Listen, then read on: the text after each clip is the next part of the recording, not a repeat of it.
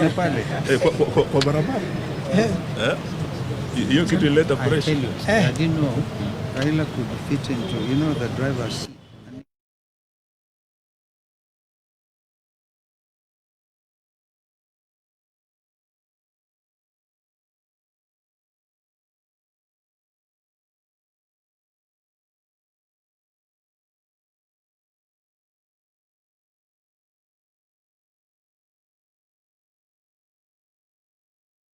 We wait for them for a few minutes, right?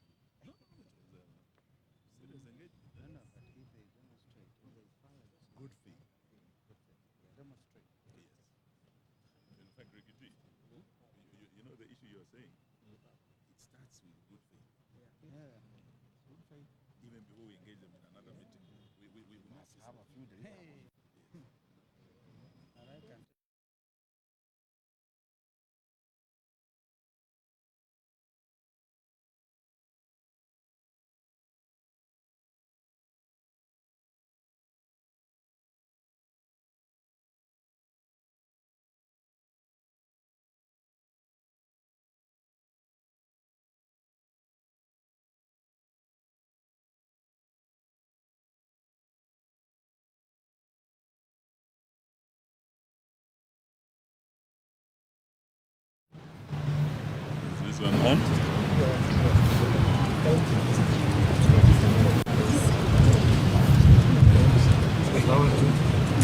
Ladies and gentlemen of the press,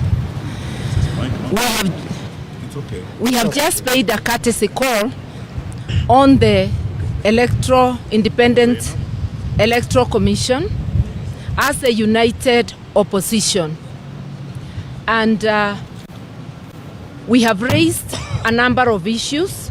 Like I've said, it was a courtesy call, but during that meeting we have raised a number of issues of concern about building trust of the Electoral Commission by Kenyans. We have raised issues of the just immediate past by-election and the one now coming, issues about security,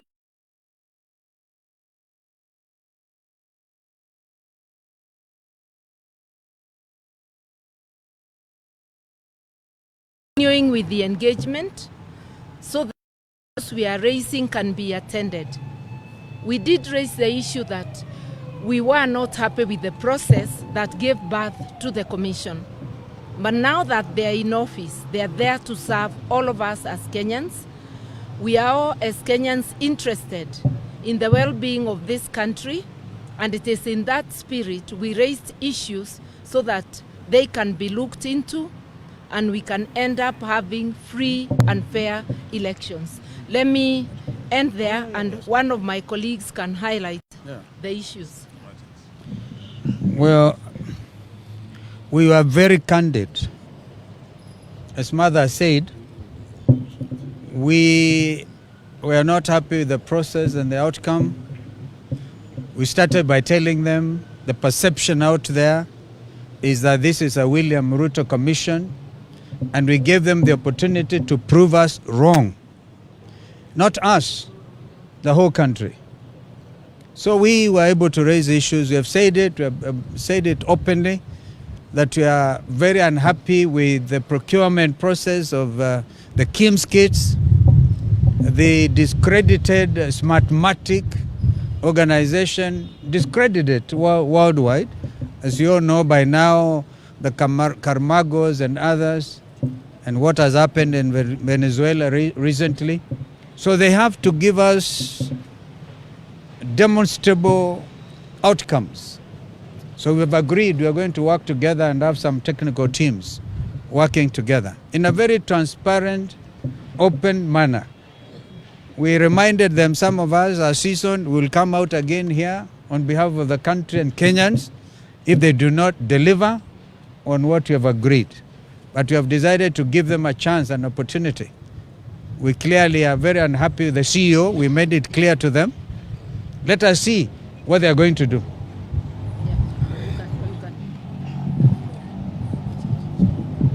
I think of great significance, which we need to emphasize, is this. Whatever this, we admit, the process that brought this commission on board and so on. But through this, we've had a cordial conversation. And they are public servants. In my own honest view, I've observed that there's a very... and for the first time, we have agreed today, there are several lawyers who are here, we have institutionalized our interaction with them.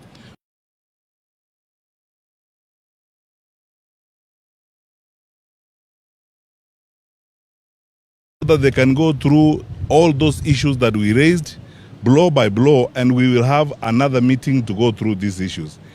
As long as a public and constitutional institution like this one is ready, willing, and available to engage, and as Kenyan leaders, because we are interested in the stability of the country, we are interested in the future of the country, and they are willing to engage us as we go forward. One of us said something very critical, which I need to emphasize here, that as long as they demonstrate and continue to show good faith as we move forward, we will continue to work with them, because this is important for us, important for the country, ultimately important for the stability. There isn't an issue we did not raise.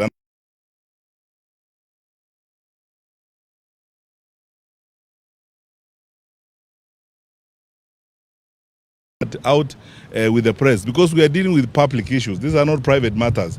That document will be available and will avail it to the public of all the issues that we raised: procurement, security, management of the by-elections, the ecosystem within which we are now preparing for elections. And they have promised us also that they are preparing a national conference on elections 2027. And we said, fair enough, if they are going to be open and engage clearly on these issues, we also have a citizenship responsibility. We are pointing out these issues, but we have a citizenship responsibility to do our bit to ensure that we contribute and work with them to deliver a credible election, and an election that will guarantee our country's stability, because that is what we are looking forward to. I think that's all we can say at the moment, unless my colleague Eugene wants to say one thing.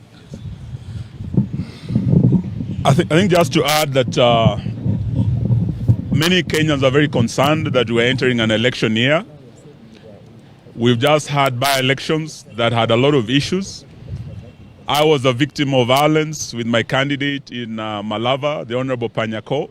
We raised all these issues with them as to why no action has been taken. And today we want to say that they have told us they're only 3 months into the job, but they are preparing to do better in the next elections. We have demanded that we must have a roadmap, an election timetable that will be open and transparent, and that will be able to engage the opposition quarterly to address the issues. And as we say this, we are also, as the Honorable Kalonzo said, concerned about the technology, particularly the Venezuelan technology that is discredited through a whistleblower who raised the issues in America. This same technology was used recently in Uganda. The Kim's kit failed in Uganda. We do not want to see a similar election in Kenya. So there are serious issues of concern we have raised, and we believe they will address. All we are waiting for is goodwill and confidence building through a roadmap that we will be engaging quarterly with them. Thank you very much.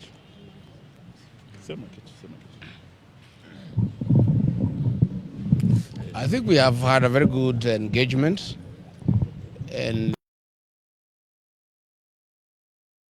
very solid promise that they'll engage with us and they'll look at the issues, and we have told them we'll continue engaging as long as there's good faith. And we have asked them in the coming by-elections to address the issues of goonism and insecurity that was witnessed in the last by-elections. This will enable us to confirm that they have good faith. They have agreed that there were issues where goons took over polling stations, where cabinet secretaries took over polling stations and altered results. We have raised all those issues. But we'll see. With the coming by-elections, we'll be able to see whether there is demonstrable good faith. And if that happens, then we'll continue engaging. But of course, if there isn't, because we cannot allow anybody to bungle the election, there is option of mass action. We hope we will not get there. And we have told the commissioners on behalf of the people of Kenya, it's very emotive, and they need to prepare adequately, and they need to gain the confidence of the people of Kenya that they will deliver a credible election. Because if the people of Kenya feel it will not be a credible election, temperatures could rise and we could have a challenge that we don't wish to witness. So let's see. I think let's give them the benefit of doubt. They have really said they are happy that we came. They say the issues we raised are real, they are pertinent. And they have said that mass voter registration will begin on the 29th of March. We have told them we don't think that is enough time. They need to do it for 2 months or 3. They have said they will start with 1 month, which is good. And we take this opportunity to ask the Gen Zs, because the registration has been going on at the constituency headquarters, and most of our young people have financial challenges. Once we have the mass voter registration that will be devolved to the polling stations, we want to ask our young people, the Gen Zs, and the professionals who are not registered before, to go and register and acquire the tool to bring the change that they desire. We want to remind our young people, they have done a lot on the smartphone to tell the people of Kenya we need change. But the real change cannot be achieved in the smartphone.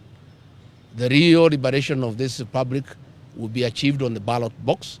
And the tool of that change is the ID and the ballot. So we want to ask our young people, once the mass voter registration is rolled out on the 29th of March, let them come out and register as voters so that they can participate in the next general election and be participants in deciding how they want their country to be governed. Thank you.